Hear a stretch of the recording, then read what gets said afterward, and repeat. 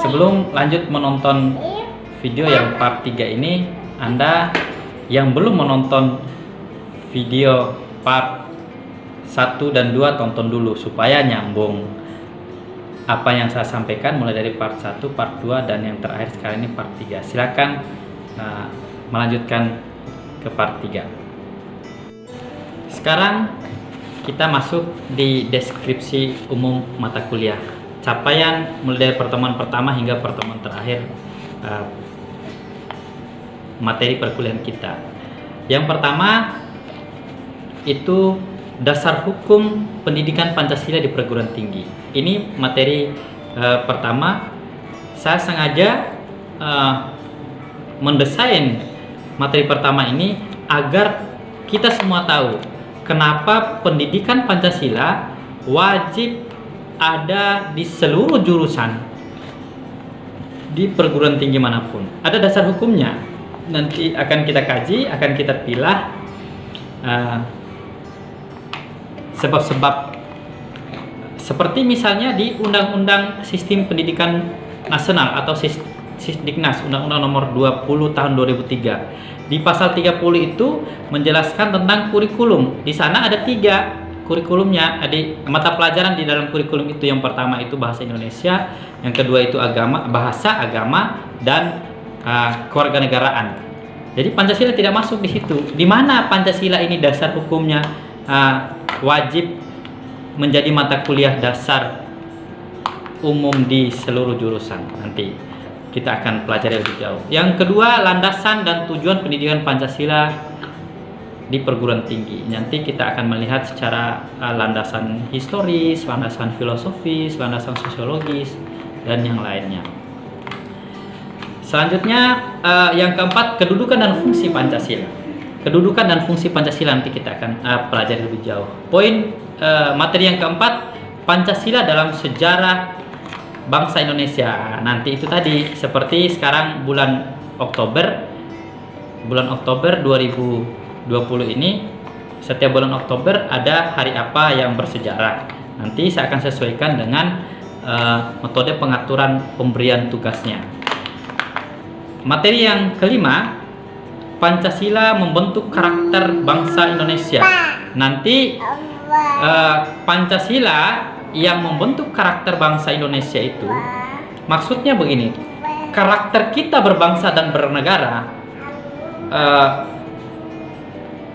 ada di dalam kajian Pancasila. Ada misalnya Anda mendengar pendidikan karakter. Nanti pendidikan karakter itu kita bisa desain menggunakan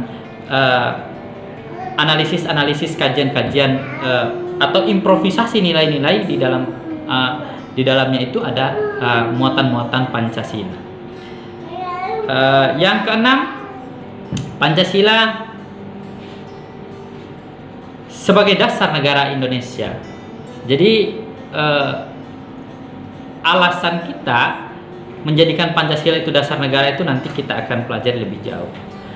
Nah, yang materi yang ketujuh, Pancasila dasar filsafat negara Indonesia. Jadi filsafat, sistem filsafat. Materi yang ke-8, Pancasila menjadi sistem etika. Nanti ada sumber nilai, tata nilai, konsep-konsep yang sangat luar biasa kita akan pelajari lebih jauh di Pancasila sebagai sistem etika. Yang ke-9, nah ini yang menarik ini. Materi yang ke-9 itu aktualisasi Pancasila dalam mempersatukan bangsa Indonesia. Bangsa Indonesia yang banyak suku, yang banyak bahasa, yang banyak agama, yang banyak perbedaan, mampu disatukan melalui implementasi nilai-nilai Pancasila. Nah, jadi nanti kita akan melihat saktinya betul-betul atau tidak Pancasila itu, nanti kita akan pelajari. Sampai ada hari kesaktian Pancasila, kapan ya? 1 Oktober kalau nggak salah ya. Jadi kalian harus kuasai itu. Poin materi yang terakhir yaitu Pancasila sebagai paradigma pembangunan bangsa Indonesia. Nah, ini yang menarik. Ada spirit kita, ada spirit perjuangan kita di dalam diri yang ditanamkan untuk membangun bangsa ini melalui kajian-kajian yang mendalam tentang Pancasila. Karena di dalamnya kita akan melihat sejarah Pancasila. Nah, itu yang menjadi catatan terpenting bagi kita semua. Ini referensi yang pertama, referensi materi yang saya sampaikan tadi.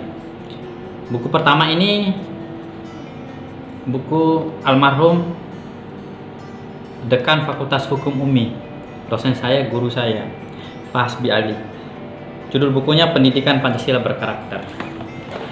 Yang kedua, Budaya Hukum Pancasila. Ini milik saya semua. Buku referensi lebih kurang 10 buku ini, lebih dari 10 buku referensi buku saya sendiri. Yang ini pemberian teman saya yang sekarang dosen di Papua, Bang Mansur. Ini juga buku ketiga referensinya. Ini buku yang menarik. Pancasila bukan untuk menindas hak konstitusional umat Islam. Jadi ada diungkap tentang dinamika ketegangan umat-umat beragama, beberapa umat beragama. Nanti kita akan diskusikan. Kalau yang ini buku Undang-Undang Sistem Pendidikan Nasional, Undang-Undang Guru dan Dosen dan lain sebagainya. Ini juga buku acuan perguruan tinggi di Unhas, Universitas Hasanuddin Makassar. Nah, ini yang menarik buku itu, Filsafat Pancasila Bung Karno. Nanti kita akan bahas isinya di dalam. Saya juga menggunakan ini, sosialisasi 4 pilar. Kenapa? Karena ini perlu kita bedah pikirannya. Apakah benar yang kita kaji tentang 4 pilar itu, Pancasila dan Bhinneka masuk di pilar kebangsaan? Ataukah Pancasila hanya satu dengan Bhinneka Tunggal Ika? Ada juga buku tentang etika karena kita membahas tentang sistem etika. Nanti menarik buku ini. Ini buku lama, jarang terbitannya tapi menarik kupasannya. Yang ini buku yang diterbitkan oleh Kementerian Riset dan Teknologi Pendidikan Tinggi Republik Indonesia, Ristekdikti, Kemenristekdikti, Pendidikan Pancasila di Perguruan Tinggi. Ini menarik juga. Nah, yang ini buku yang terakhir, bukunya Yudi Latif, Negara Paripurna, mengungkap tentang historis, rasionalitas dan aktualitas Pancasila. Ini sangat menarik buku yang ditulis oleh tokoh muda kita. Ada juga, tapi dipinjam sama teman, buku saya, buku yang ditulis oleh Prof. Kailan. Di sana itu mengungkap juga semua buku Pancasila, negara kebangsaan Pancasila, catatannya di buku Prof. Kailan itu yang menarik. Ini ada 11 buku yang ini. Ada lagi beberapa yang dipinjam sama teman. Itu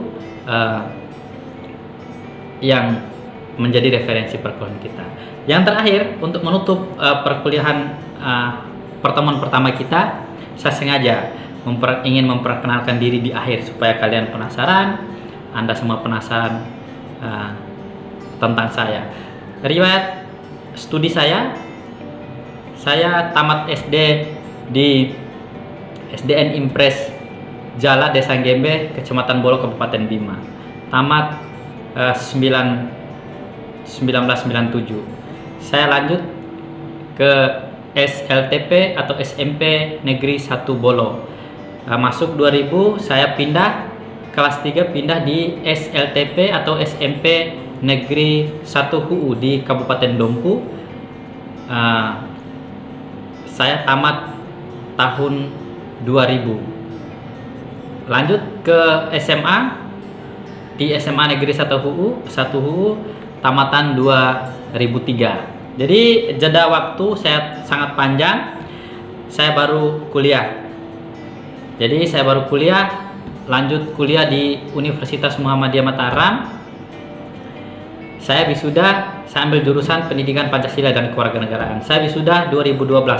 Jadi jangan bayangkan 2003 saya langsung masuk kuliah, langsung wisuda. Tidak seperti itu.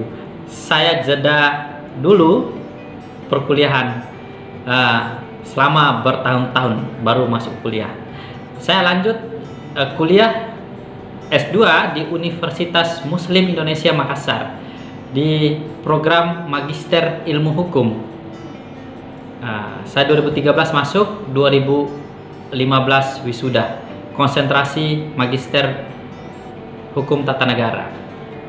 Semester 2 waktu saya kuliah di UMI, di Universitas Muslim Indonesia itu singkatannya UMI, saya masuk di Universitas Negeri Makassar semester 1 2014 dengan jurusan Magister Pendidikan Konsentrasi Pendidikan Hukum dan Kewarganegaraan.